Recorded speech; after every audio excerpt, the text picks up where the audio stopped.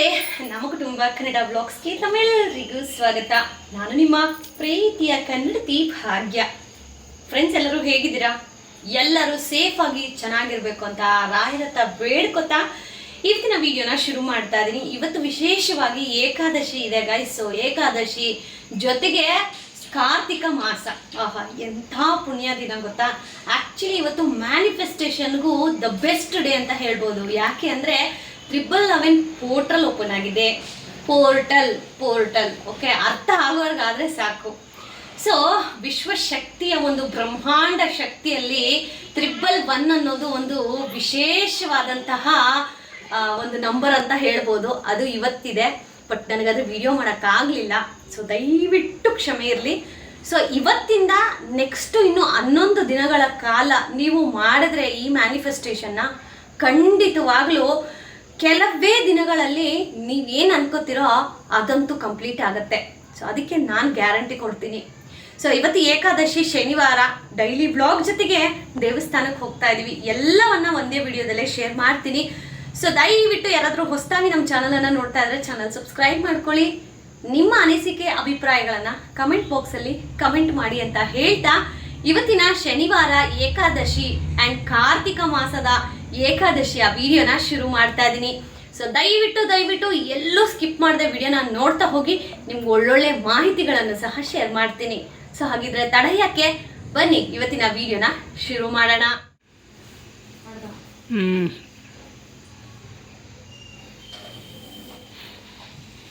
ಗಜಾನನ ಭೂತಗಣಾದಿ ಸೇವಿತಂ ಕಪಿಲ ಜಂಬೂಫಲಸಾರ ಭಕ್ಷಿತಂ ಯಮಾಸುತಂ ಶೋಕ ವಿನಾಶ ಕಾರಣಂ ತವಾಮಿ ವಿಘ್ನೇಶ್ವರ ಪಾದ ಪಂಕಜಂ.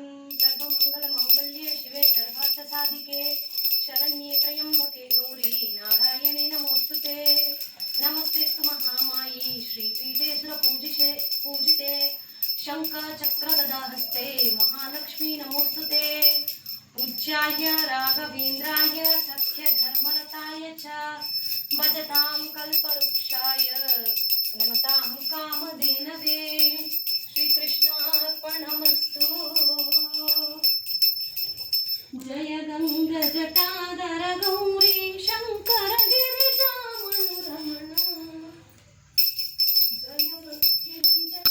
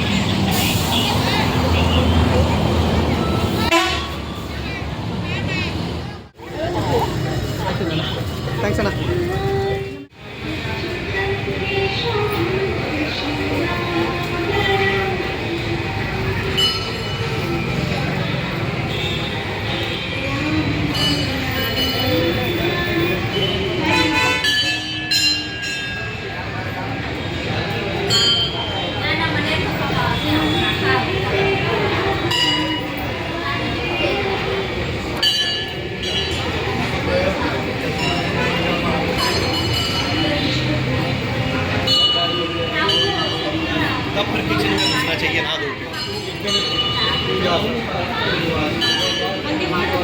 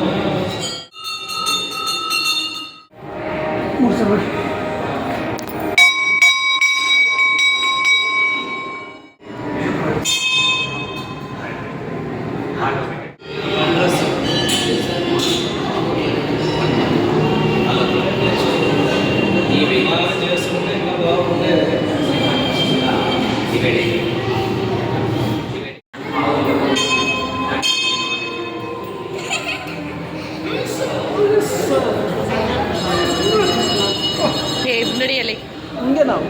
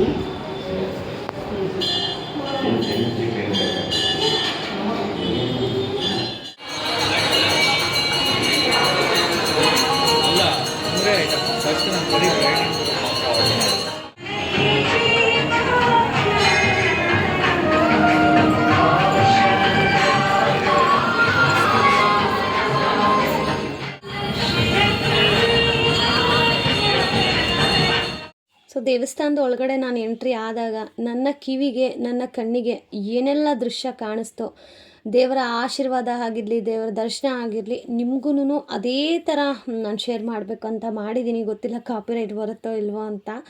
ಬಟ್ ಎಲ್ರಿಗೂ ಆ ದೇವರು ಒಳ್ಳೇದು ಮಾಡಲಿ ಅಂತ ಹೇಳಿ ಮನಸ್ಪೂರ್ವಕವಾಗಿ ಕೋರ್ಕೋತಾ ಇದ್ದೀನಿ. ಆ್ಯಂಡ್ ಈ ದೇವಸ್ಥಾನದಲ್ಲಿ ಇದೊಂದು ದೇವಸ್ಥಾನಕ್ಕೆ ಬಂದರೆ ನಮ್ಮ ಎಲ್ಲ ದೇವರ ದರ್ಶನ ಆಗುತ್ತೆ. ಆಮೇಲೆ ನೀವು ಅಲ್ಲಿ ರಾಯರನ್ನು ನೋಡಿದ್ರಲ್ಲ, ನಂಗೆ ಅಲ್ಲೇ ನಿಂತ್ಕೊಂಡು ಮೈ ಮರಿಬೇಕು ಅಂತ ಅನ್ನಿಸ್ತಿತ್ತು. ಒಂಥರ ಮೆಸ್ಮರೈಸಿಂಗ್ ಅಂತ ಹೇಳ್ಬೋದು.